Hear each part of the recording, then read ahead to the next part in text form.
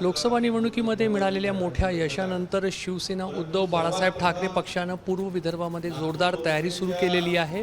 पूर्व विदर्भातील जे कार्यकर्ते आहेत त्यांची आज आढावा बैठक जी आहे ती घेतली जात आहे आणि त्याच्यासाठी पक्षाने भास्कर जाधव यांना या ठिकाणी पाठवलेलं आहे।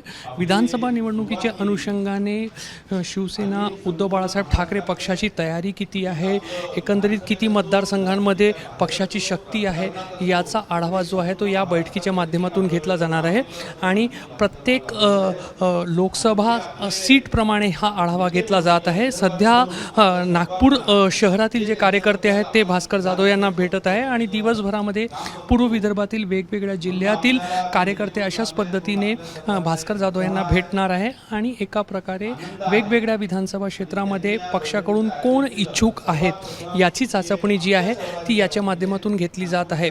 भास्कर जाधव यांचा स्पष्ट म्हणणं आहे की याला कोणीही स्वबळाची तयारी अशा पद्धतीने पाहू नये।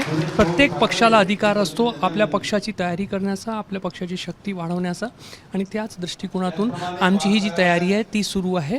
कुठंतरी नाना पटोले गेल्या 2 ते 3 दिवसापासून सातत्याने स्वबळाची भाषा करत आहे। शिवसेना उद्धव बाळासाहेब ठाकरे पक्षाच्या नेत्यांचं स्पष्ट म्हणणं आहे की आमची स्वबळाची तयारी नाही आहे, मात्र जरी आम्ही महाविकास आघाडीत असो तरी आम्हाला आमच्या पक्षाची तयारी करण्याचा, आमच्या पक्षाची शक्ती वाढवण्याचा पूर्ण अधिकार आहे आणि त्याच अनुषंगाने कार्यकर्त्यांची ही आढावा बैठक जी आहे ती पूर्व विदर्भामध्ये घेतली जात आहे। कॅमेरामॅन अतुल हेडेसह रजत वसिष्ठ, एबीपी माझा, नागपूर। एबीपी माझा, उघडा डोळे बघा नीट।